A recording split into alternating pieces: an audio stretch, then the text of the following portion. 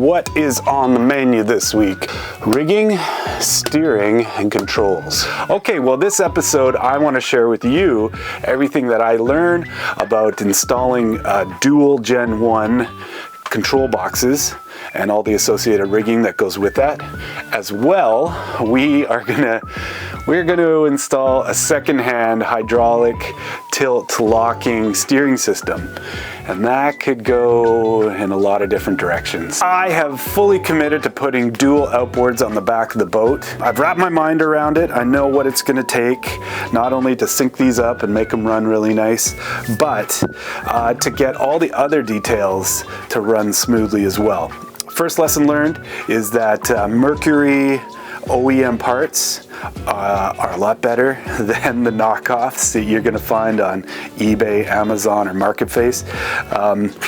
And yeah, I'll talk more about that, but I bought two different types of controls, and I wish I had found two OEM ones, but we'll talk about that in a bit. You're watching Rebuild Pro. Okay, let's talk throttle control boxes. For these control boxes, I have a 4-inch tube that runs just in front of the captain seat and then terminates inside the transom boxes. And that 4-inch tube is going to house, or does house, the wiring harness lines. So that's two 14-pin Mercury wiring harness lines, and those have that 1.25 inch head to them, so that's why we got the big 4-inch tube for that. And then I need 4 cable lines that go through there, so that's the control cables for the throttle and the gear selects. We ran the lines in there, and I guess the only reason I'm mentioning is because this control box, I haven't taken the wires off to show you. Maybe I should have, but I'm not going to, because I did it on this one.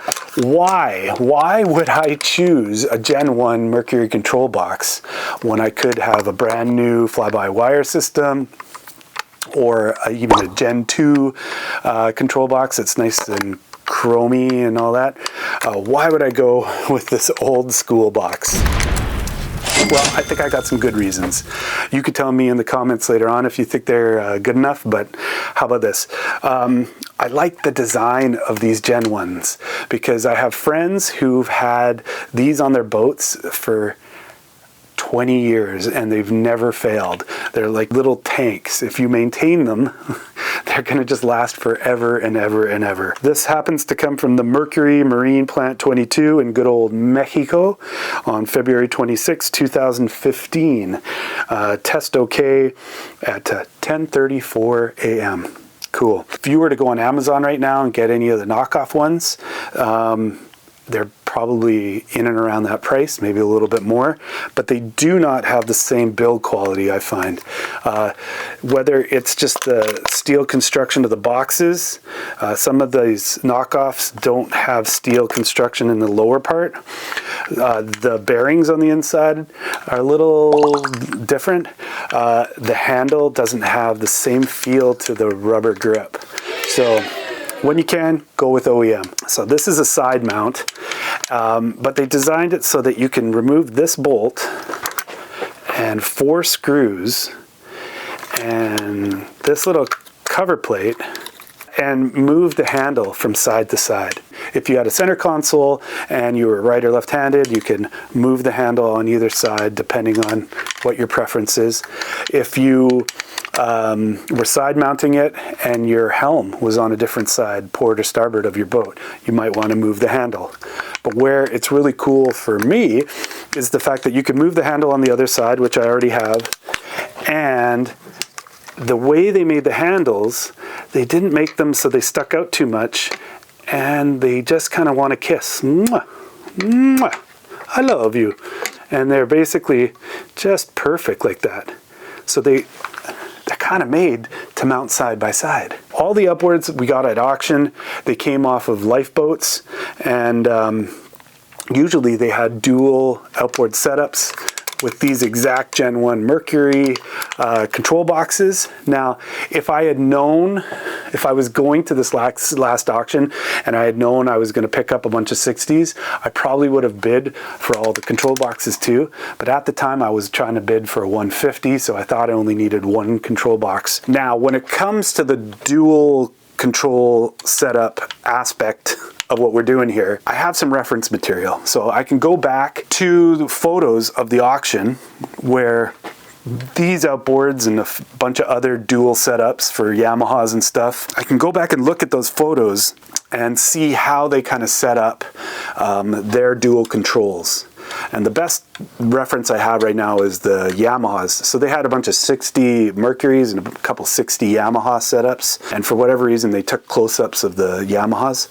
So basically what they did is they took the two controls and they bolted them together with extra long bolts. And they go through these three holes here. And the bolts would be about, just say 2 or 3 inches longer than the doubled up controls. They seem to have some sort of like collar around the 3 bolts. And then it looks like they drilled through the fiberglass center consoles they had in the rescue boats. And I imagine they put like a backing plate or at least some big washers on the inside and then tightened it all up together. And it looks like that worked really well for them. The only problem is we can't do that on our boat because the starboard hull side here, even though there is a cavity in there, it's filled with pour foam. And I don't want to start cutting access holes and stuff to put a backing plate and be able to bolt things up. Now I did think ahead when I was building the side. I knew I was always going to put some sort of controls up there, so I have like an 18-inch by 1 foot piece of Kuza board embedded into the side there, and I should be able to screw into that, and it should do okay. The only thing is you don't want to be screwing and unscrewing and screwing and unscrewing. That's where things get a little funky. So knowing that, I have to come up with my own bracket that's going to be able to work for this situation. Now, I don't know about you, but I'm a hoarder. We all know that by now. I've got a lot of stuff in here, and I just happen to have a couple boxes. I call them my bracket boxes, and whenever I see something at a garage sale or wherever it is, I'll buy it and I'll throw it in there. I've got 2 or 3 of these 6x8 aluminum, I don't know, what do you want to call them? Aluminum sheets. Yeah, and I have 2 or 3 of these aluminum grates, and they must have come from something together because they're both powder coated the same color. But after I was digging through, I was like, whoa, I think we can use these together. Now we're going to use those bolt holes that we have, but we're only going to end up using 2 of them for this application. And I'm going to take that grate, which has all these slots, and this is a cool key part of what I imagine. We're going to bolt and sandwich this grate in between the 2 control units, but being long elongated, slots, it allows you to kind of play with the angle of these if you want. So instead of just having a plate that you bend up as an L bracket and you're kind of a slave to the holes you drill, this you can, take the bolts that I'm going to bolt these and sandwich them down to and loosen them up and just play with the pitch of it a little bit without having to play with taking the whole bracket off every time. So I think this is going to be smart. Now the other part of it is going to be, once I have this bracket first part sandwiched, the second part is going to be bending this other one to compensate for the control unit and the handle, which is closest to the hull side, and giving it about 1 inch space. So we're going to have to bend this up maybe 3 or 4 inches, and then this will tap. You know what? It's probably easier for me to just do it. I'm going to bend it up, bolt it up, and we'll go into the cockpit and I can show you what I'm imagining, okay?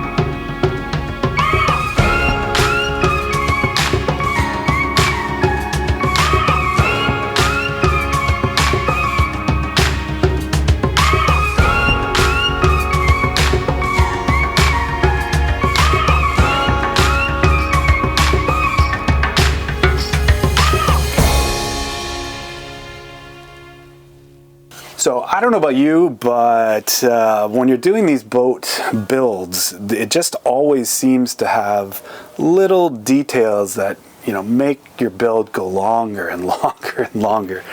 But I've learned that you just start doing test fits and dry runs. Otherwise, you're going to have issues that you didn't foresee, and it's going to bog you down. One of these little things, and one of the reasons I've done the test fit for this bracket, is because this captain's seat has this armrest. The seat itself swivels, and if I place this too far back, the control boxes are going to bump this armrest every time I try to swivel. I know it's not a big thing, but I think over time it'll really kind of like annoy me if I have to put the armrest up every time to swivel the seat. So I'd like to have as much clearance as I can towards the bow so that that doesn't happen. But in doing so, you know, the closer I get towards the bow with the final position of the bracket, it may affect the steering. I got to take this acrylic dash panel off. We have to mount from the inside of the cuddy cabin this hydraulic pump. I just have to bolt this into position, bolt the tilting mechanism onto that, because that tilting mechanism has the threaded, you know, nut bolt or whatever you want to call it, that accepts the steering wheel. So all that has to get done. We've got to figure out the range of motion. Then I can finally put this in there. It's not fun. I just want to bolt it all together, but it's got to get done, right? What do they say? 1 step forward, 2 steps back? No, 2 steps forward, 1 step back. Sometimes it feels the other way around.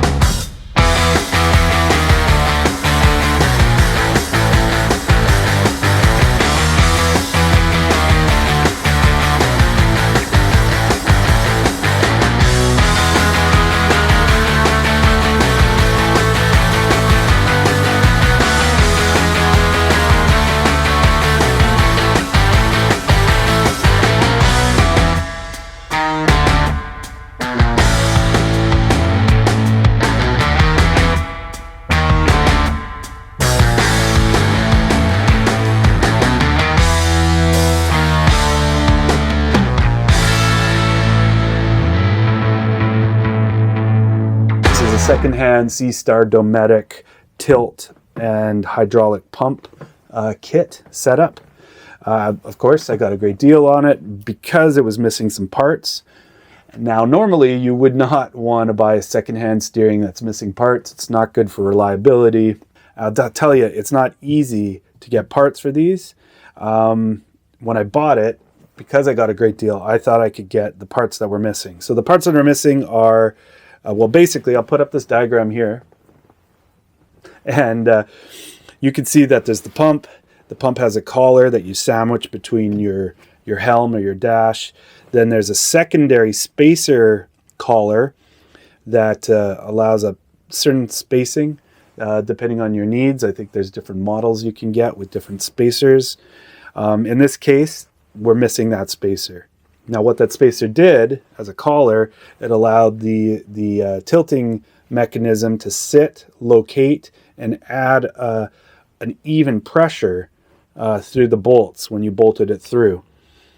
You wanted that because without that even pressure, it puts a lot of stress on where these aluminum casted wings pivot on the inner casting of the steering part.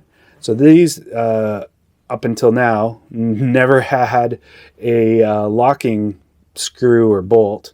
I put these locking bolts in. I took my tap set, I tapped out for a stainless steel bolt and some washers, because the original just had it sitting on a bushing, which allowed it to pivot. And why I didn't like that was because the more pressure you put on this, especially without that collar, it kind of wanted these two bushings to, or these two wings to slide off the bushings. So with these bolts set in place, it's helping that not happen. Now, it's got this back bolt with a spacer in here that binds it together, but what was binding the front before was just this lever that's spring-loaded, kind of like the top, and that lever would locate into one of these 5 different teeth, and you would be able to change the pitch or the angle of your steering. So that's the tilt locking lever, but that never came with it. So that's why I got a good deal. However, when I started thinking about it, because I could not find one of these levers by themselves, and then I tried to fab one up and it just didn't work. They want you to buy this whole top part, this top locking steering mechanism for $250, $300. I think the cheapest I found was about $250. So just not worth it to me.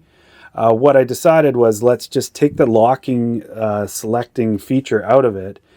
I like the fact that I could find my ideal locked position. Okay.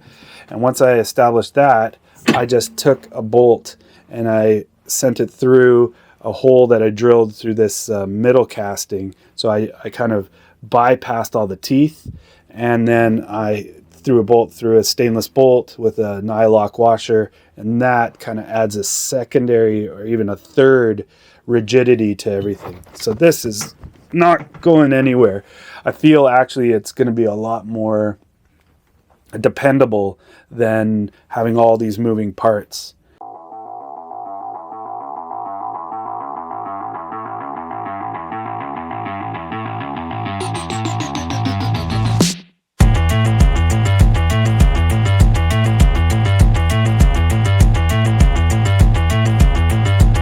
We have the 2 throttle control boxes open.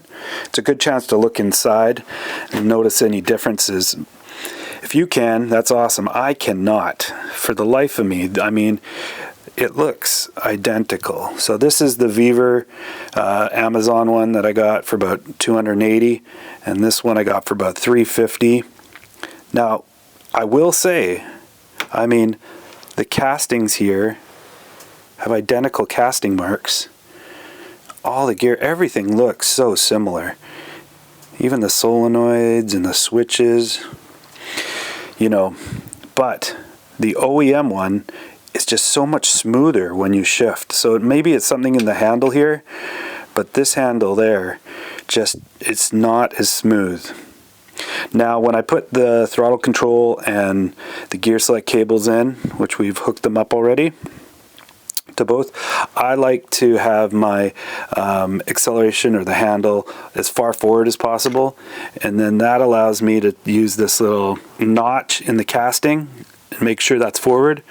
So as long as that one's forward and this one's forward, then the handles will match up later on. Other than that, we got some wiring. So the OEM one didn't have the harness attached, so I've spent some time trying to get these, well, they're all hooked up correctly, and I've tested that, but I mean, man, they just jammed those in there, hey? So I'm going to try to clean this up a little bit more, put this little cover over on the OEM one, and then put them back together.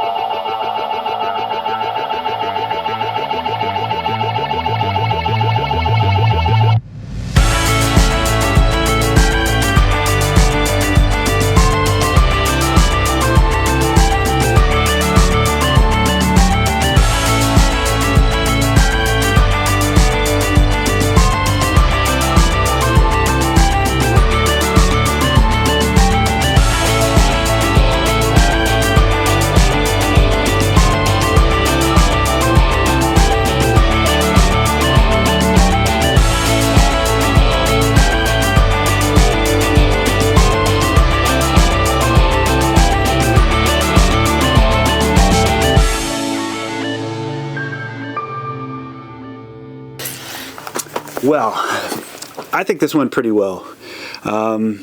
For kind of a secondhand steering system, a makeshift dual controls, I'm pretty happy. Now, where this finally landed with this bracket, I think it wants to live about 3 inches towards the bow. I am contending with this trim switch. It wants to hit the side of the hull here, but I don't like how the rigging bends so much. So bringing it forward a little bit, I think will be okay. It won't really hit the steering, but we got to play with that a little bit.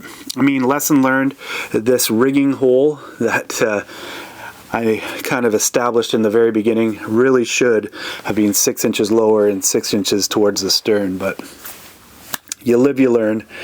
And for that matter, the steering I think probably should have been towards you guys about 2 or 3 inches, maybe 4 inches even, just to offset it. It's a little too tight here, but you don't know these things until you know, right?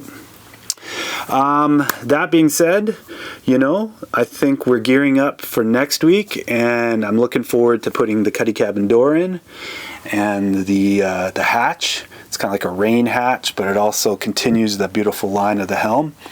So we'll put those two in, and then we're going to do something a little tense. This acrylic dash, I need to start cutting holes in it. We need to put a radio, some switches, some gauges, and the 12-inch Marine chart plotter. Whew, anytime you cut into acrylic, I tell you. So, all fun stuff to look forward to.